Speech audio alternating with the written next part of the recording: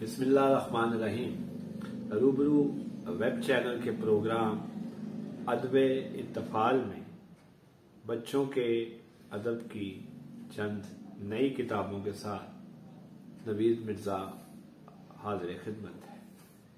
ये 3 किताबें हैं जो इस वक्त मेरे सामने हैं और ये तीनों किताबें ही बच्चों के नामवर अदीब जनाब नज़ीर अम्बालवी की तहरीर की हुई है।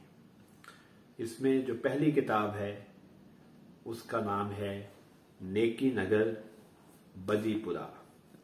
ये माहनामा ज़ौक़ शौक़ में शाया होने वाले एक सिलसिले का यूँ समझे नाम रखा गया है और ये नज़ीर अम्बालवी की वो कहानियाँ हैं जिसमें नेकी और बदी का आपस में एक तकाबली जायज़ा भी लिया गया है और बच्चों को ये भी बताया गया है कि नेकी करने का क्या सिला है और बदी के क्या नुकसानात हैं। हलाल, सच, अच्छाई, आजिज़ी, मोहब्बत, नफ़रत, तकब्बुर, हराम और बुराई में क्या फ़र्क है। नज़ीर अम्बालवी मोहसिन अदब इत्तफाल हैं और इसमें कोई शक नहीं है कि उन्होंने बच्चों के लिए जो भी लिखा बहुत अच्छा लिखा। इस किताब का इंतसाब हमेशा जिंदा रहने वाली नेकी के नाम है। दूसरी किताब भी जैसा कि मैं बता चुका हूँ नज़ीर अम्बालवी साहब की है और नज़ीर अम्बालवी साहब ने बच्चों के अदब में एक और कदम उठाया है और उन्होंने कहानियाँ लिखने के साथ साथ एक नावल अदालत तहरीर किया है। सोच का रुख बदलने वाली एक अनोखी अदालत का दिलचस्प और मज़ेदार अहवाल। ये किताब, ये नावल और इससे पहली किताब ये बच्चों का किताब घर के मोहम्मद फ़हीम आलम ने शायर किया है। यहाँ नज़ीर अम्बालवी साहब के हाथ की लिखी हुई एक तहरीर मौजूद है।